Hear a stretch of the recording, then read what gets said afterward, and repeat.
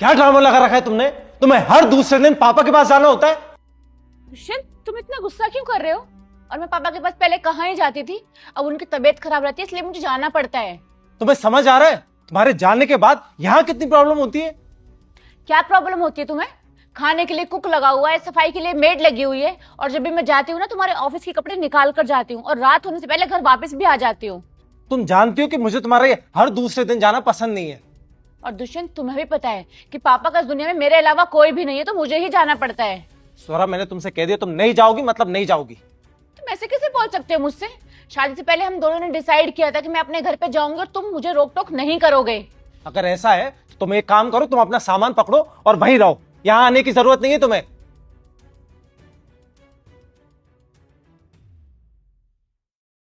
क्या हुआ बिटिया? तुम कुछ परेशान लग रही हो। नहीं पापा, ऐसी कोई बात नहीं है। झूठ मत बोल, तेरे चेहरे से सब पता चल रहा है। पापा, दुष्यंत मुझे यहाँ आने से रोकते हैं।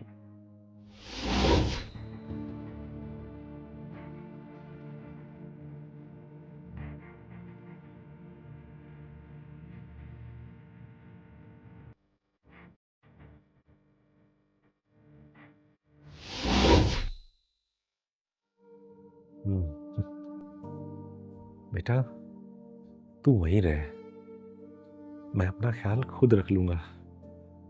मेरे चक्कर में अपना घर मत बिगाड़। नहीं पापा, मैं इसे आपको नहीं छोड़ूंगी। उसे जो बोलना है बोलने दो, मुझे पता है मुझे क्या करना है। अरे बेटा, जिंदगी में कुछ कड़े फैसले लेने पड़ते हैं। देख, मेरा क्या है, मैं तो कुछ ही दिन का मेहमान हूं, लेकिन दुष्यंत के साथ तुझे भी पूरी जिंदगी गुजारनी है। इसलिए मेरा ख्याल छोड़ दे और अपने उस घर पर ज्यादा ध्यान दे। नहीं पापा, मैं ऐसे आपको नहीं छोड़ूंगी। तुझे मेरी कसम बेटा, मैं तुझे मना नहीं कर रहा अपने पास आने के लिए, लेकिन अब से तू वहां पर ज्यादा ध्यान दे। मेरा क्या है, मैं ठीक हो जाऊंगा। और ज्यादा हो ना, हफ्ते में एक आध बार आ जाया कर। ये रोज रोज आना ठीक नहीं है तेरा। लेकिन पापा। बस बेटा, अब मुझे थोड़ा आराम करने दे। देख तो, शाम भी हो गई है, तेरे घर जाने का भी टाइम हो गया है।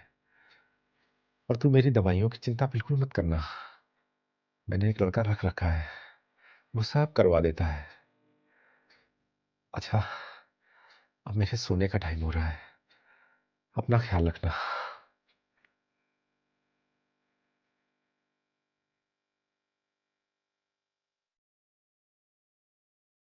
स्वरा, जल्दी से सामान पैक करो, हमें लखनऊ निकलना है।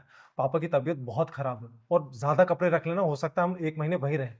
मैं नहीं जा रही, मैं तुम्हारा सामान पैक कर देती हूँ। तुम्हें किसी और चीज की जरूरत हो तो मुझे बता देना। तो स्वरा, कैसी बातें कर रहे हो तुम? तुम्हारी जरूरत है वहां, चलो तुम। नहीं दुष्यंत, मुझे ना ऐसे बार बार वहां जाना बिल्कुल पसंद नहीं है।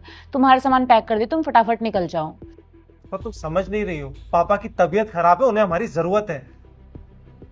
अच्छा, मेरे पापा को हमारी जरूरत नहीं थी दुष्यंत? तुम्हारे पापा के पास तुम्हारा छोटा भाई है, पूरी फैमिली है, वो ध्यान रख लेंगे उनका। लेकिन मेरे पापा के पास सिर्फ मैं थी, और तुमने मुझे वहां भी जाने नहीं दिया था। तुमने कभी ये जानने की कोशिश की थी कि मेरे पापा कैसे हैं? कभी उनसे मिलने की कोशिश की थी? तुम उनके पास तब गए थे जब उनका अंतिम संस्कार होना था, स्वरा, ये टाइम ये सब बातें करने का नहीं है। और वो टाइम भी वो सब बात करने का नहीं था। तुमने मुझे तब भी जाने से रोका था, और अब मैं नहीं जाना चाहती वहां पे, तुम मुझे क्यों फोर्स कर रहे हो बार बार? तुम समझ नहीं रही हो, पापा का आखिरी वक्त है, हमें उनके साथ होना चाहिए। दुष्यंत, मेरे पापा का भी आखिरी वक्त चल रहा था, और तुमने मुझे तब भी वहां जाने से रोका था। वो तो मेरे पापा ने मुझे समझाया, इसीलिए मैं तुम्हारे साथ हूं, वरना मैं तुम्हें तभी छोड़ने वाली थी। पता है, सही कहते हैं लोग, जब इंसान पे खुद बीतती है ना, तब मुझे समझ में आता है। सॉरी, मुझे नहीं पता कि तुम इस चीज के लिए मुझे कभी माफ करोगी कि नहीं। दुष्यंत, मैं तुम्हें ऑलरेडी माफ कर चुकी हूँ, इसीलिए मैं तुम्हारे साथ हूँ।